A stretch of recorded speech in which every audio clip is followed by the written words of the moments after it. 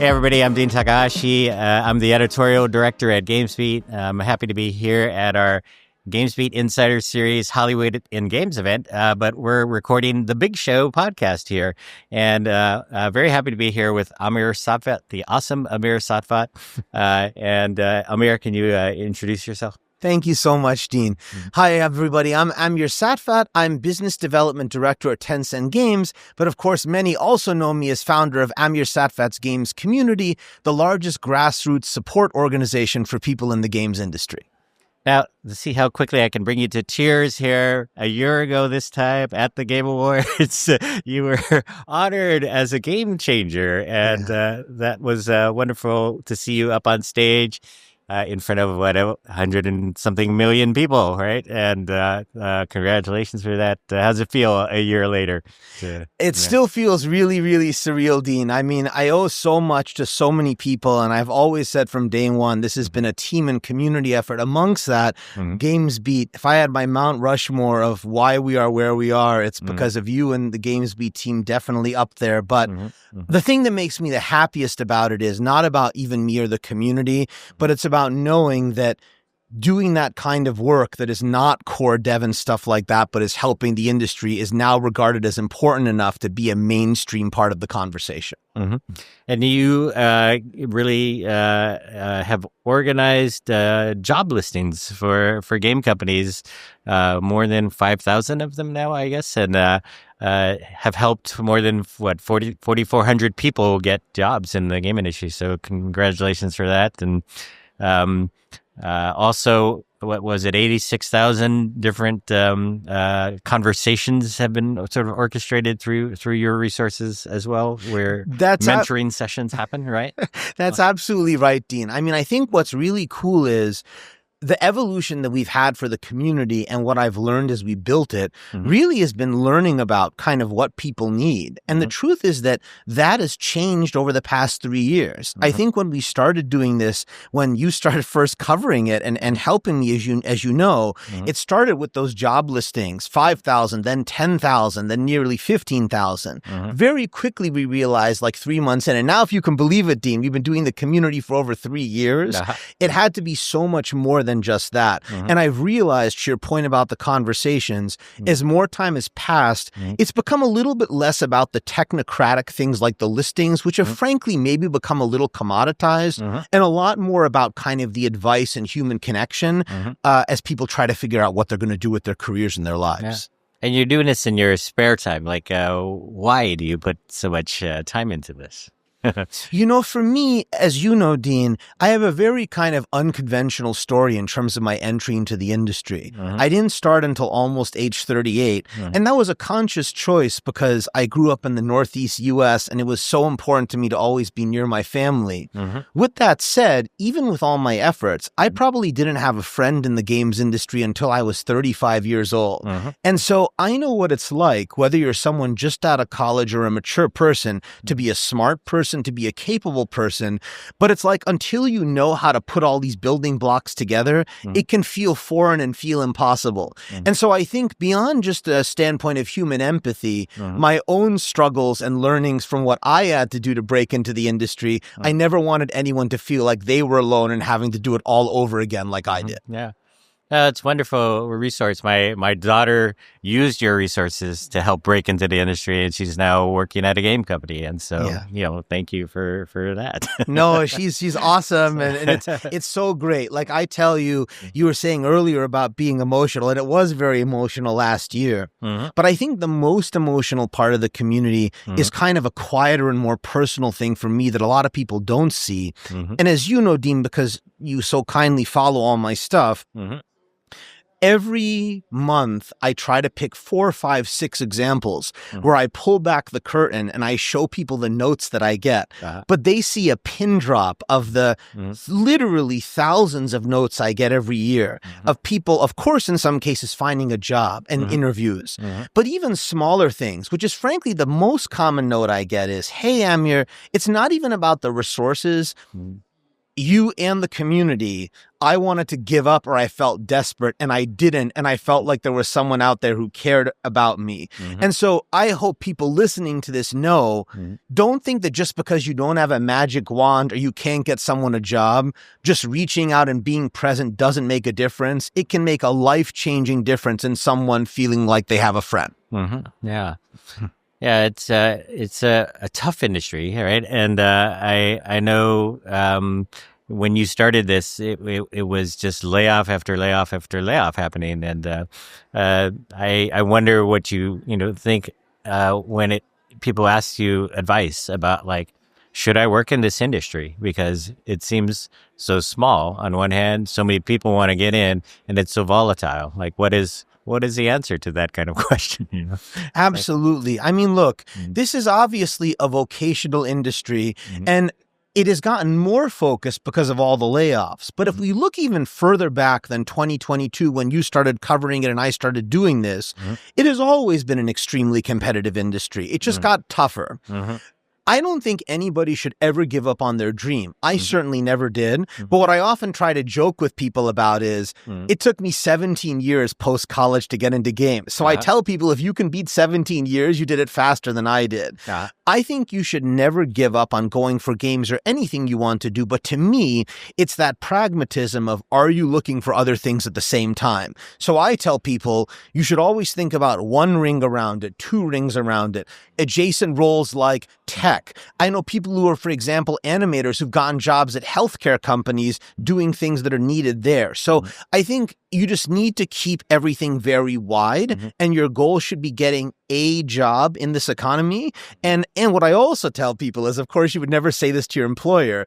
Even if you want to work in games and you don't get a job in games, the day after you get that job, keep looking for a job in games. But you now have health insurance and you have pay, and you don't have to worry about where your family is going to get their next meal or have their livelihood. Yeah. And I can sort of empathize with that journey, because, like, it was 17 years ago that I started GamesBeat inside another company, VentureBeat. And I thought the opportunity for starting my own thing, really, that was it. But I was not an owner, right? And so I think over time, to have a chance to spin it out and become a co-owner 17 years later, it's one of the surprises of my life. And so this journey is absolutely accidental. And when the opportunity arises, seizing it is really important. And I didn't give up on that dream, and it came true. So I'm actually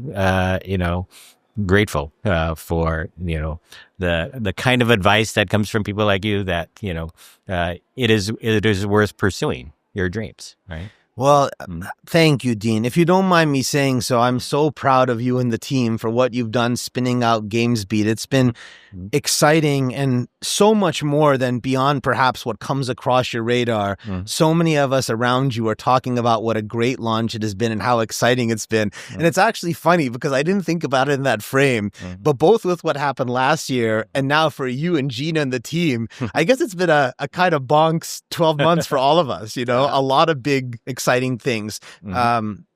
Good to have those things against a backdrop of a lot of tougher moments, as we've discussed. Yeah. And, we've talked a bit about your data, but do you want to describe some of the things that you're learning through the aggregation of all this information, starting with the job data?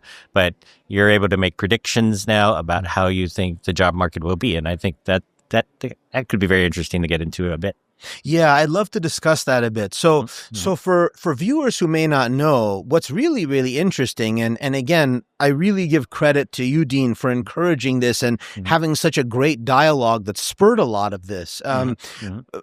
An interesting, originally secondary part of our community work, which now I consider an equal primary part of it, is we very arguably, I think, have more data on the games labor market than probably anybody in the world. For people who may not know, at a totally anonymized level that our community knows about, we have info of everyone who comes through the community, how many people are looking, what the velocity is of when they find work, what they find work doing, what jobs are open, how quickly they close. It's a lot of information. Because of this, every once in a while, we'll provide sum ups. And some of these, to those who follow me or follow GamesBeat or the intersection of these, you've heard me say, like the fact that, and these remain fairly consistent over the past few years. I think it surprised a lot of people when I shared that if you're an early career person, you only have about a 1 in 20, 1 in something like that chance of finding a job in games over 12 months. For veterans, it's like 30 or 40%. For everybody, it's like 15%.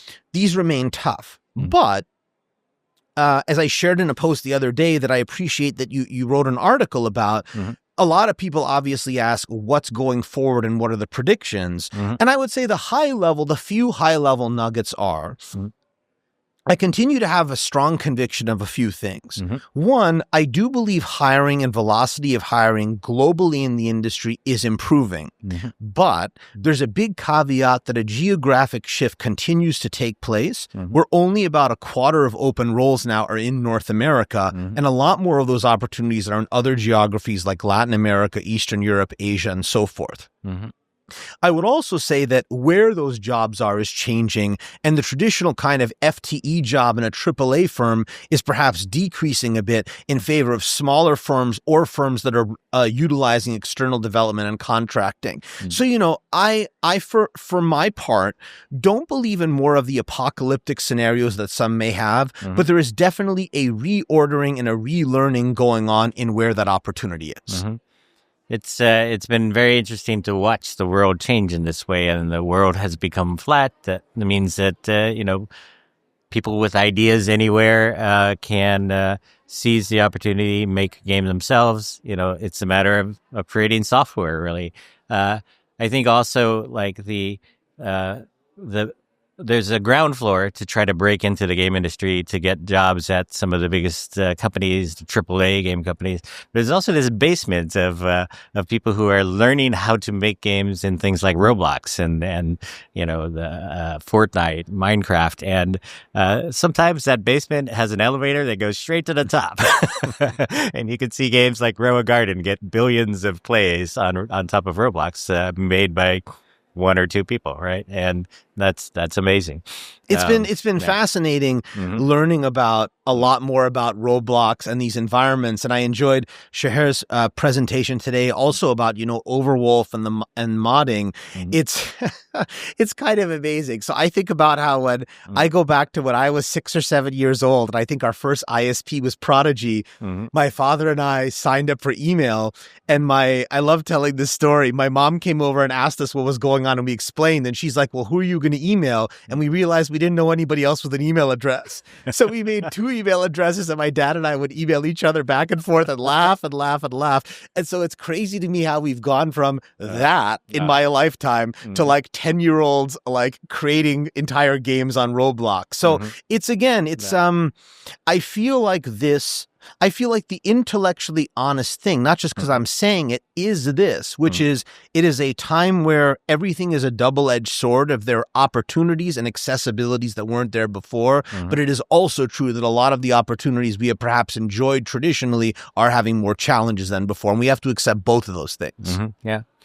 And when you see like such large things happen on sort of the macroeconomics of the industry, how do you sort of take some lessons for the micro picture, I guess, for individual career decisions against these backdrops of, massive things happening? We've got the acquisition of EA happening. We've got the acquisition of Warner Brothers underway as well.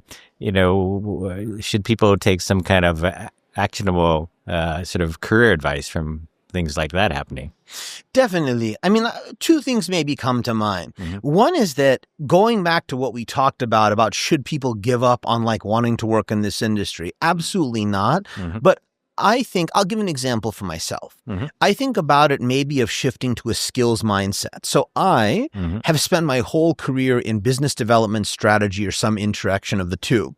5 years of that has been in games. Some of it has been in tech. Some of it has been in healthcare. And I've kind of bopped around between those. I hope that the rest of my career will be in games, but I accept that any day I could get the call that like something has happened and I have to find something else. And so I think constantly asking yourself, not just when, God forbid, you lose a position, what are my skills? What can I do? What are the other things I'm qualified to do? And having in your mind that is and maybe something you have to do, I think is a very healthy mindset.